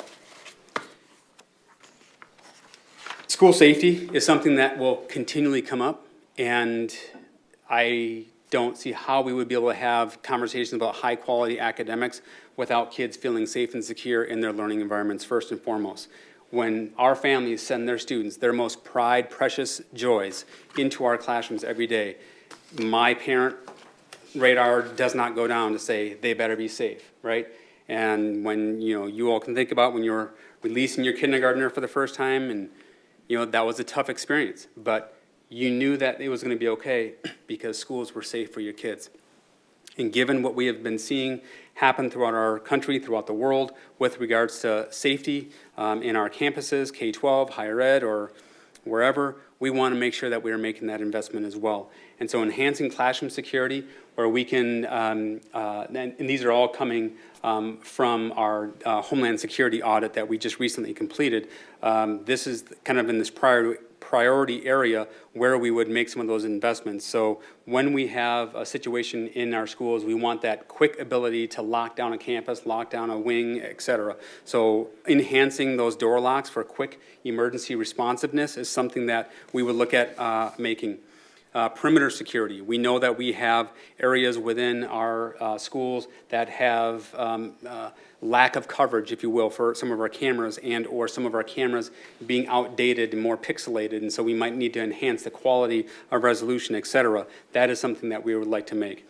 We've been having lots of conversations with some of our principals around just that sight line. The sheer visibility of seeing a student that is a potential target for me if I'm a bad person wanting to do bad things, versus having some type of screening where we can actually prevent that, to not know, is there somebody in this room or not? Those are some of the things that we're also having conversation with. And I would say it's mainly for the visual, not so much for the, weapon kind of penetration of shooters. That's a different conversation, but we are, there's a significant cost around that, but we are exploring and having those conversations, but mainly I'm talking about sight lines. And then lastly, the high school security. Those of you who have been to the high school campus, a couple of you have called me off work hours to say, hey, I was able to walk in, there didn't seem to be somebody supervising this door, or the lighting, et cetera. So we are looking at the high school, primarily the main lower student entrance, as our biggest vulnerability point of access, and so that is something that we would like to consider should the community support the conversation in November. So as I mentioned earlier, one of the things that we felt that was really important as an administrative team is to ensure that we have stronger oversight and adding some additional layers of that oversight. We have done a great job in enhancing the transparency and trust around our finances over the past several years by having a lot of access to online dashboards and regular reporting. This is something that we want to make sure that we don't lose. And so bringing forth a Levy Oversight Committee, I know in the past, I think we might have had something on maybe a capital committee some years ago when we were building some schools. Similar to maybe those of you who recall that, we would bring that forward on that operating levy. So when we bring this to the community, and if they were to vote this to be affirmative, we would establish a more detailed itemization of where those key investments in those key areas that I've just mentioned would be, develop an operating plan that would be over X amount of years, and then each year we would launch the priorities for that year.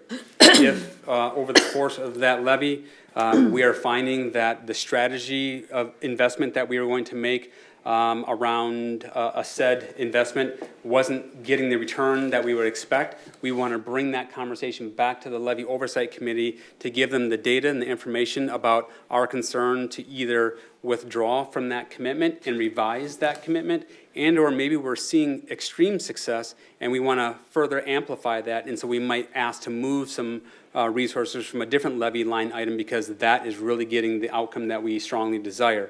Any of that kind of movement would be a conversation with that Levy Oversight Committee, which then, based upon their feedback and considerations, and that they say, yes, this is something that we could support, we would want to bring that to our Finance Committee that we just spoke of with the rosters here just a minute ago, and have discussion at that Finance Committee, ultimately culminating into a recommendation to the school board. So we've just added a 3-step phase before we make any changes so that our community can really tightly track and monitor the implementation of that operating levy and or any changes that might come during that lifetime.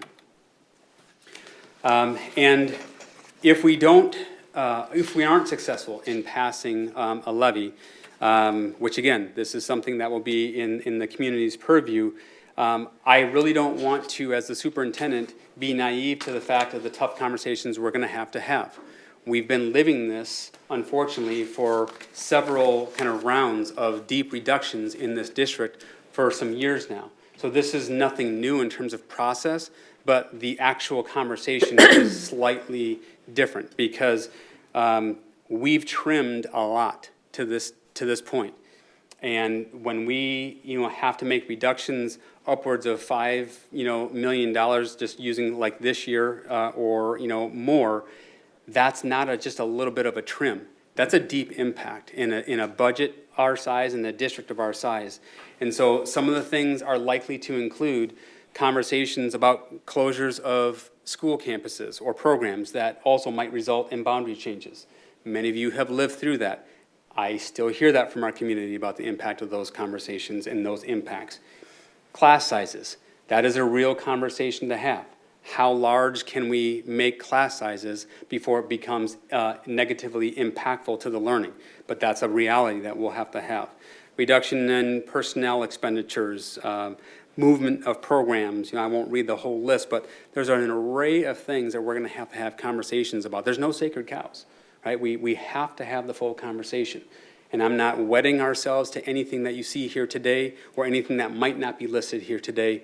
But what I am committed to as your superintendent is to be very open to say, here's what we intend to do if we can get the support. Here are the types of conversations we're likely going to have if we can't get the support. And either way, we're going to have that conversation with our community and ultimately with our board. So in summary, we want to maintain what we have and build on that foundation and the momentum of a brand new strategic plan as our rebirth and reboot to becoming the premier district of choice in the Southwest Metro, enhancing academic excellence as one of our key priorities. And you'll even notice some of the changes that we'll be bringing forward to you later on this fall, and how we're revamping our school improvement plans and our department improvement plans, all kind of cascading into the primary target for increased proficiency and outcomes for our kids academically. We want to increase that staffing for behavior support so that we are doing that whole student experience, expanding those career pathways and really paying attention to the safety needs of our kids. Area where people can contact for more. November 5th is when we would have the election on the same ballot as the conversation with the board elections as well. And early voting, as you know, begins September 20th. So that is the presentation. Kind of walk through it fairly quickly. Again, you all have seen a lot of this information already, but I wanted to just kind of put that placeholder out there for our community who might not have heard that or watched it back. It's going to be uploaded now into Board Book, but be looking for this iteration of presentation either by myself and Tammy and others, or folks at our schools that will be doing that with their local communities as well. So with that, Chair, that is the presentation for context to go to the topic of the resolution. Okay. So before we go on to the topic resolution, does anyone have any questions for Dr. Thomas? Again, we've seen most of this before. I have a question.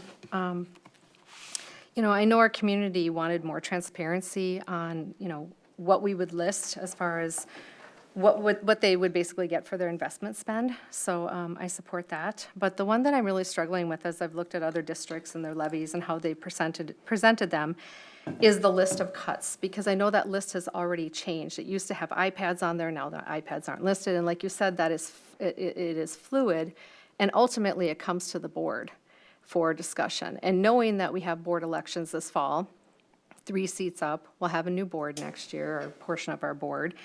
I mean, how does what's listed on that list really determine what will happen if this levy doesn't pass? And my concern is that, no individual board member has the authority to influence or even to, have scare tactics and going around and telling the community what could potentially be cut that's not even on this list. And I was sent by a community member, I was sent a Facebook comment made by Chair France stating that the outdoor learning options would be cut, and that's not even on this list. So how does that, how do we put together a list? Point of order. Knowing that. That was never said like that, and I have it right here. If you want me to read it, I'd be happy to read it. I have it right here. I'm sure you have a copy of something that I don't have in front of me.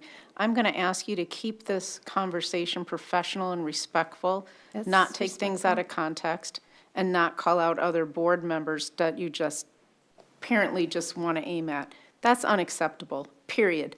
End of story. If you have a question for Dr. Thomas, I am asking Dr. Thomas a question. I'm sorry you took offense to that, but when we have,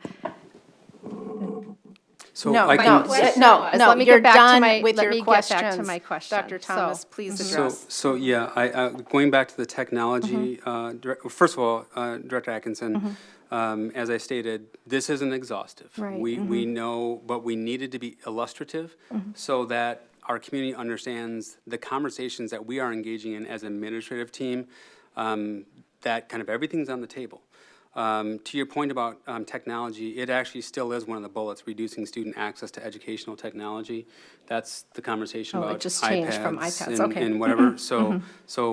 And what we have here as illustrative by way of engaging our community. So let's just say the community does not support the levy.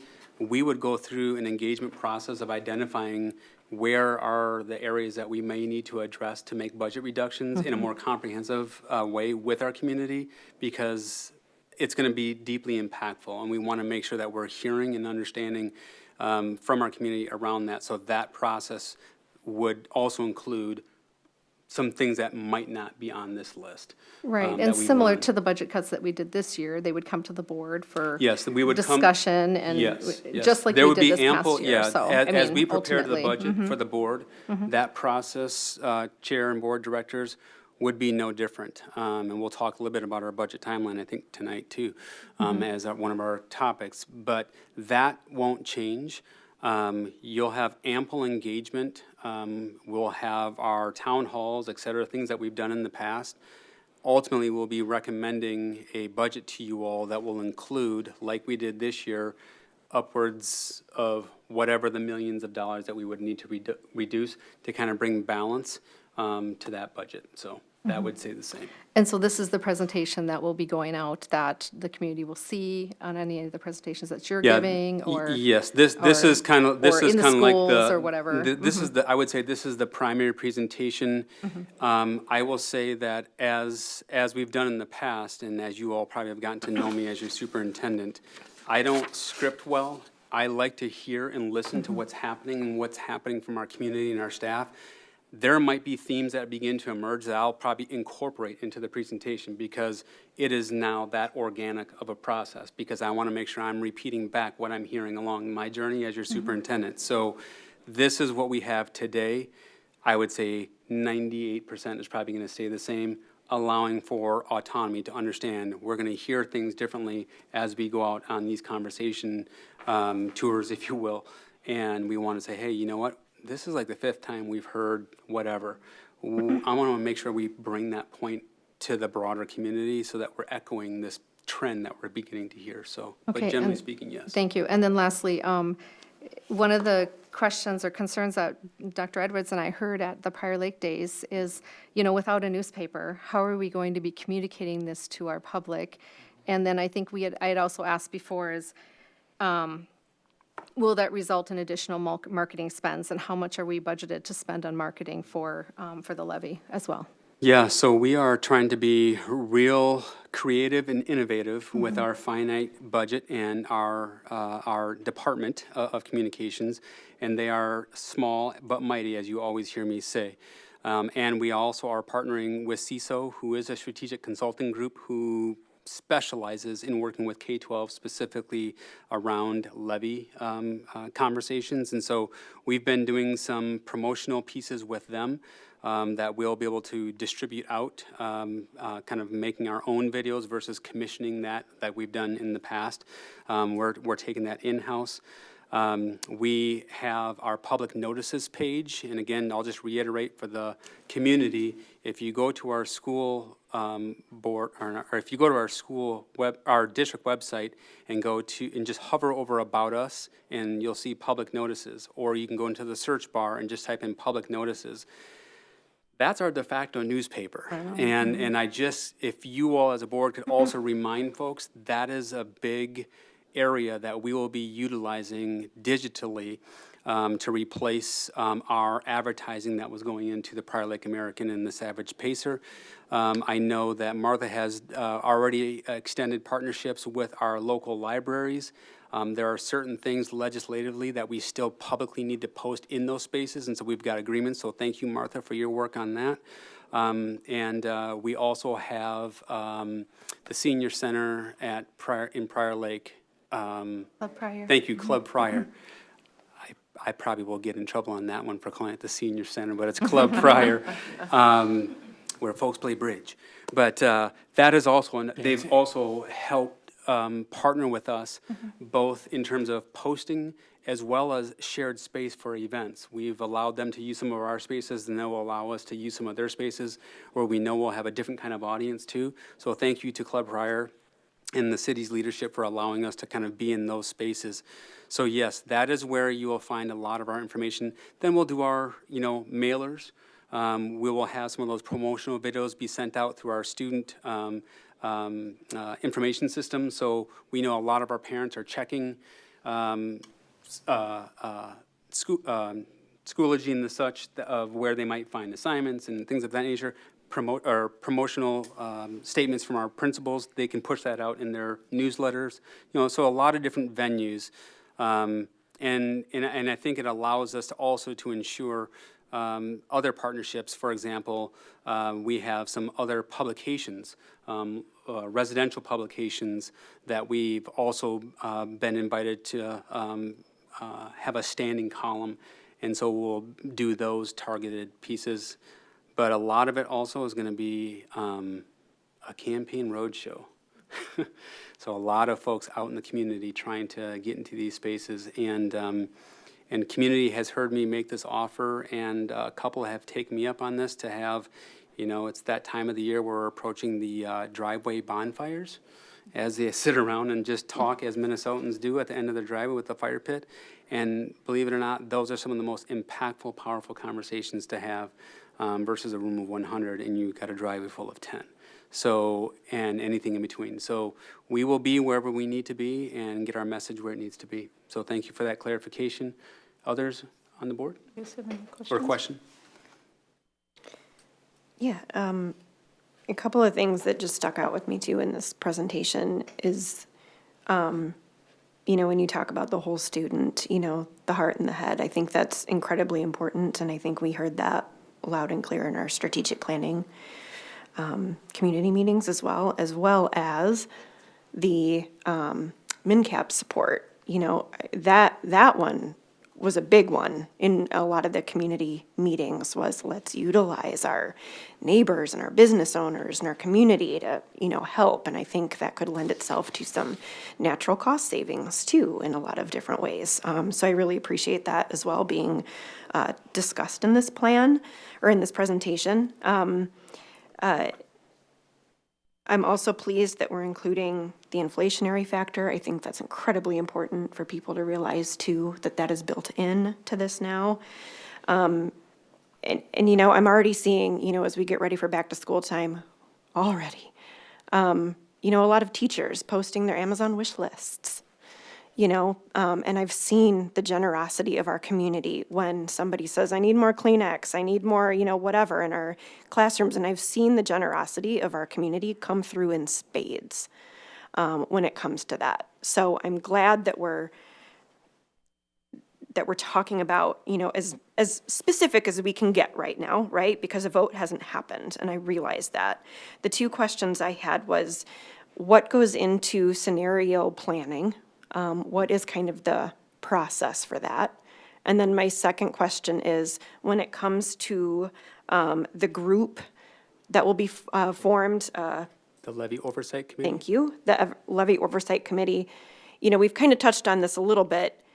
How do we form that? What are the rules to that? Are there kind of mandated, you know, somewhat similar to like our board committees where we have to have kind of a certain number of, you know, specific families and things like that? What goes into that? Because I really support that, and I think that's a great way to have open discussions and get our community involved in yet another way. So those are my two questions, the scenario planning and the oversight group. And I might need you to clarify what you mean by scenario planning. You mean reduction scenarios? You know, kind or- of, yeah. So Okay. clearly, if a vote passes, you know, we know what we want to do, and I have some other specific questions on that, but I think those can be easily answered over email, and that's fine, about numbers and things like that of some roles.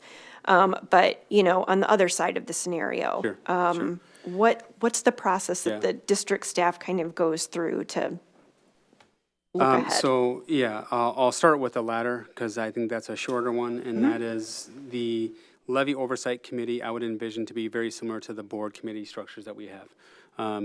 Nothing more, nothing less. So we target about, 15 to 20 individuals that may be on that committee. And we want representation from staff, from folks from our community, administration. So really the process that we've done with our other board committees, I would look to essentially modify that process to have an open call for folks. And again, that would be similar where we'd have rotation of terms so that we don't have a static committee, that we are also getting additional perspective through the life of the levy as well. So that's how I think that would be structured. In terms of the scenarios, we kind of backwards design. So if we know that if through Tammy and her teams, they project resources will increase or go down, that's our target. And so from there, we start making our initial scenarios as a senior leadership team. So for example, this past year, I had a fixed threshold that I wanted to start the conversation with our senior cabinet, and that is, what does a 10% reduction look like in your budget? And clearly, there are some departments that can address that. If I'm a department of one, 10% is a little harder to come by. And so but that opens up the conversation and dialogue. And then we begin to say the impacts and weigh the pros and cons of what we can forecast as perhaps second and third order effects of some of these decisions before we then say, okay, we kind of land right about in this space that we want to then take this to the board to have some of our initial conversation with the board. We share with you, this is some of our thinking, this is where we might need to make some reductions, this is why we think we need to make these reductions. You all then provide the feedback. I'm just reiterating what we just went through. You all provide that feedback. You push on us to say, yeah, but not that. Or, you know what, we need more in this area. And then we go back as a team, we recalibrate to say, okay, we start getting it more narrow. By the time, we have 2 or 3 sessions with the board, you all have provided that feedback and guidance. I will say, moving forward, this is something that we discussed maybe my first year, perhaps it was my second year. I think it might have been my first year, actually, around budget parameters set by the board, kind of the rules of the sandbox. As a board, you weren't ready to be there yet. I think this is something we would want to entertain, with you all again of, essentially, what are your budget priorities? So that we understand this is something that you really think is important. So, Michael, don't even go back with your team and discuss that. This is something that we've got greater flexibility on, and we're willing to have you and your team do something there. So go ahead and play in that space of the sandbox. That's really important because as a board, your biggest levers of governance are budget and policy. And so, I defer to you all as the board to kind of set those budgeting parameters. And I think that would be really helpful as an administrative team to kind of know those guideposts. And so that might be something that we'll reproach with the board moving forward in this next budget development cycle, no matter which side of the conversation we might be on with regards to a possible vote in the fall. So whether we're building a budget or because we have additional revenue, or if we're reducing a budget, parameters are key because that's your lever of authority. And it helps guide me as your superintendent to know what is critically important off limits and where's more safer places to make some key decisions. So hope that answers your question, Director Olsted and board directors. Thank you. Other questions that you might have? Maybe more of a comment than a question, but along those same lines, if you've been around long enough, you've seen the pie chart that talks about that the bulk of our expenditures is people. And so, I really appreciate the conversation of what might happen, the impact if a levy doesn't pass. We as a district have never put that out, and I appreciate it because if I'm a parent in the community, I would really like to have an idea of what could be ahead. And I know that we can talk about weaponizing it and trying to use scare tactics, and I don't think that it's about that. It's about just the reality. And so playing that forward, for me, I sit here and I hear a lot of people come and speak and share that we need adaptive playgrounds and we need cell phone bags and we need a lot of things. But the things as a percentage of our budget is pretty small. So to cut things is really not anything that makes a big financial impact as we look at budgeting. So I'm thankful that we're at least putting some of this out there. But in reality, it always ends up being people. And that's, I would just really am thankful that we can at least, don't sit on one item, realize that that pie chart is a pie chart for a reason, and it shows the slivers. Yeah, Director Burnick, thank you for that comment. And if I may just kind of lean into that a little bit, I want you all to know as a board, there will never be a tactic of fear from administration. I know that people might be uncomfortable in these conversations. There's no doubt. But I want to be very clear, there's no tactic to evoke fear in our community. That does not elicit anything positive. I do believe that we do need to be open to the types of conversations we will likely have to have. And some of those might be painful conversations. We can't shy away from that.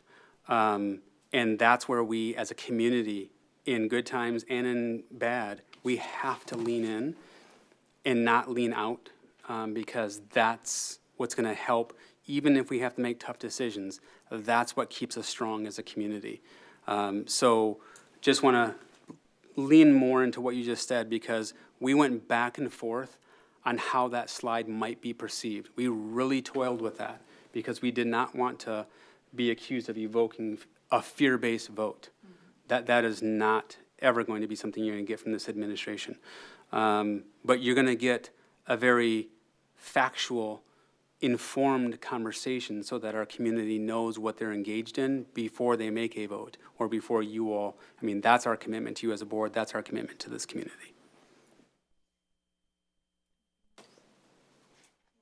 I just kind of made some notes while you were presenting, Dr. Thomas.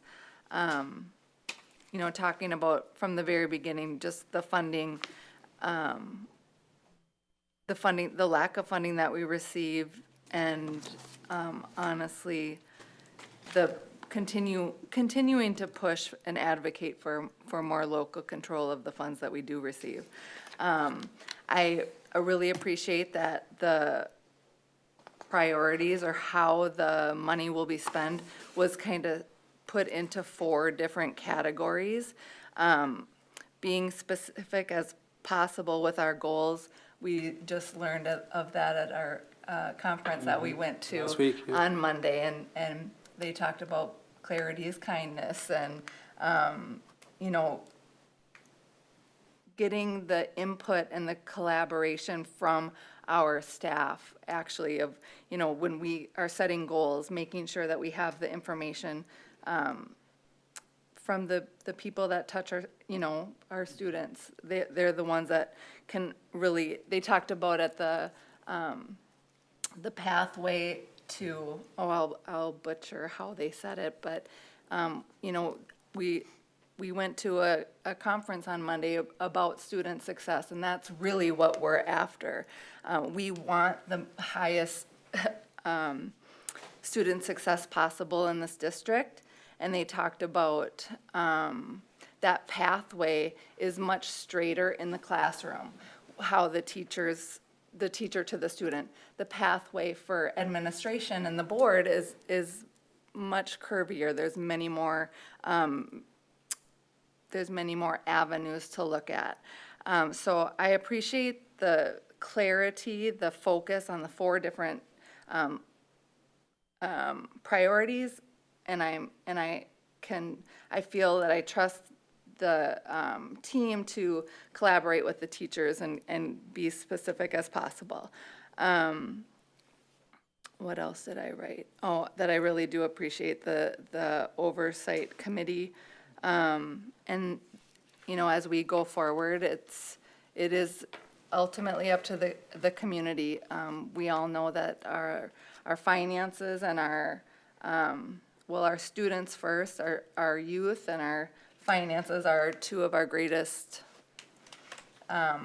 priorities in our lives. And so stewarding those well, yeah, all we can do is give it to the community to make a decision. Absolutely, and I think you and I at the AMSD, I was at about 2 of them, but MSBA, sorry, different alphabet group. But we had our back-to-school kickoffs last week, and with MSBA, Minnesota School Boards Association, as well as the Minnesota Association of School Administrators and Metro School District as well. And a lot of great learning. And I will say that this conversation is not unique to Prior Lake Savage area schools. And Director Burnick, I've mentioned this a couple of times when you said this, because that became my battle call personally as your superintendent at a work session when you talked about the necessary lobbying around the general funding formula. And that is an argument that I have taken to this past summer's mayor and superintendent convening in July. And afterwards, many came forward and said, this actually is something that will likely gain traction in this next legislative cycle. So thank you for saying that and just recognizing that, yes, local school districts manage their local budgets, but when we have an aging state with dwindling K-12 population, the funding formula may be obsolete. And it's not a simple task legislatively to say, oh, just go to your locals. I mean, I get it, but you know, we have shifted, I think, at that conference, at a session, we've shifted from operating levies being brought to the community to enhance the base educational experience, not to provide the base educational experience. And that's kind of embarrassing as a leading state in education, that our funding formula is antiquated to the point where, go ask your voters. If that is a priority of this state, then the continued and underfunded mandating legislatively can't continue. So just know that legislatively, this is our collective time to show up in the next session. As you know, I sit on the executive board for AMSD. This is going to be our top legislative agenda item, and I've just been asked to sit on the federal advocacy policy to deal with both local and federal policymaking, which we know it starts federally. And so there will be some of us going out to DC to also petition, you can't continue to pass it to the state, and then, because inevitably the state passes it to us. And so know that I will be bringing our local voice, but also that of many of our colleagues throughout neighboring districts in the metro and the state of Minnesota to ensure that we have the conversation that should be had, not just keep putting it on the taxpayer. So that's something that, I think, Director or Vice Chair Bullion, that I think it resonated from our learning conference last Monday as well, so. Can I just build on what you just said? Because what always goes through my head when we're talking about this from a local level is when we as voters are in there voting, making our determinations about this levy, the question is, who do you want to be? Who do you want this community to be? Who do we want to be? That's what it means to me. And I think it's exactly in the sense of the state has already mandated who we will be in many respects regarding free lunch, right? Funding for that, regarding READ Act, okay? It's a good thing, the READ Act. I'm just saying the state has already made those mandates. So at a local level, we have the choice to empower ourselves locally to make more choices about who we want to be. And so when I look at this, that's why I will always throw it back to the voter to say, it's all laid out here. Here's what happens. What do you want to be? Who do you want this community to be? So I just want to share that, building on the conversation of, the state's already given us a lot of funding. They've already yeah, and it's very assigned. So that's kind of where my head is at with it.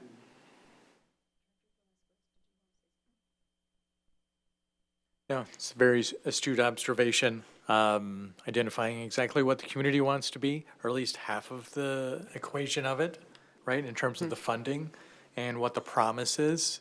But then there's the other side. So if this is a chemical formula, it has to equal. Balance the equation. Have to balance the equation. And if it doesn't happen, what things do we need to cut? Because that's also going to tell us what community looks like and who are we going to be? Where do we place those bets, and where do we say, okay, this just can't continue because, as you already mentioned, a lot of our costs are personnel. So if we decide we need to adjust our programming, that means we have to adjust the staff for those programming to be able to recognize the dividends to actually make this possible. I would just like to add that, I agree with much of what was said here tonight, and especially with the legislation. I had a community member come up to me and ask me, if this doesn't pass, where do we go for funding? And you're right, it's up to the legislature, and hopefully that will be the highest level priority. And it's, while we did receive additional funding, and I will disagree with some of the things that we've talked about here on the table, I agree. I have seen that, the funding has exceeded inflation when you're looking at the total formula. And so, but our expenses have greatly exceeded inflation as well. And so, my biggest concern is the timing with this, given our Morris-Leatherman survey and the feedback that we received, and knowing that this doesn't expire till 27, 28, is that correct? That like I said, I always support sending it to the voter. I just disagree with the timing on this, given the feedback we received from the Morris-Leatherman survey, and then also with what's going on in our community with all the inflation and all the things that our community is being tasked with. So I just wanted to share that, and hopefully if we have another $18 billion surplus, the government can pass over a little bit of that money to the school districts so we can fully fund education. So thank you. Okay, with that, I just want to say that, first of all, some of the numbers in here, for instance, in the comparison with the other school districts, it's important to note that some of those also have tech levies, and we don't have that either. Also, I believe there's a couple of districts in here that have renewed with an inflationary factor, so they're actually even higher than the graph. I know one in particular because I watched the board meeting in May, and I think there's another one that already renewed. So it actually makes us look even less funded. And I don't have those numbers in front of me, but I know one of them for sure did.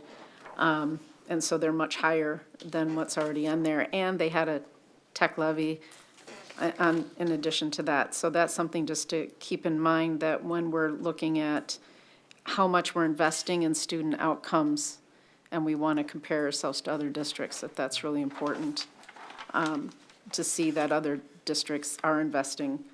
But I do agree overall that our formulary is written kind of like the IRS tax code.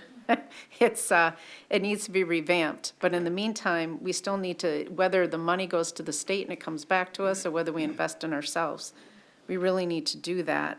And one thing that I like about everything that we're doing here with this levy is everything goes directly into improving student outcomes. And I think that's the one thing that our community can get around, and I'm hoping that they do.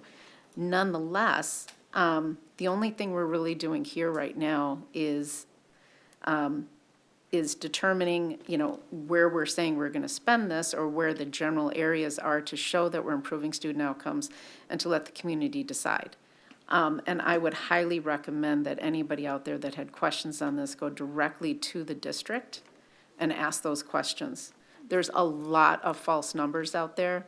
There are a lot of people manipulating the data. There's some people that are in favor of taxes, some people that aren't, some people that are pro-public education, some people that aren't. And if you're trying to make a decision for yourself, then please advocate for yourself, and please get the numbers directly from the source. Obviously, as you can see by the details in our board books and what's available online, that transparency has really been outstanding in the last couple years. And so please make the decision for yourselves, and not based upon what you may hear or see from a neighbor or a friend, and make a decision from that. But the decision is the people's. It's not up to the board. We're deciding in this next section to send it to the people to make a decision. And that's the most important thing I believe that we can do. Thank you, Chair Friends. That's it. And then I would just, the next for you all is to look at the question for the resolution.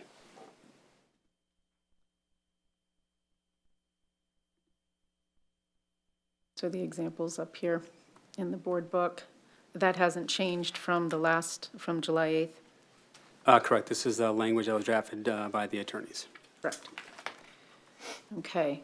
So the next thing on our agenda is to actually have a resolution calling for the special election. Are we ready for that? Okay, so I need a motion and a second. So made? Okay, so by Crosby and Director Olstad. In unison.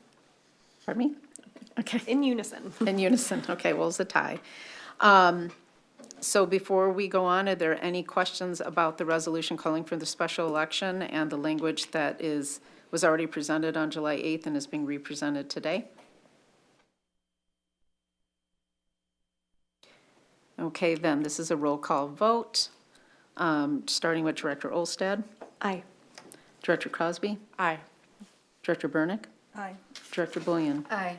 Director Velazquez. Aye. And Director Atkinson. Nay.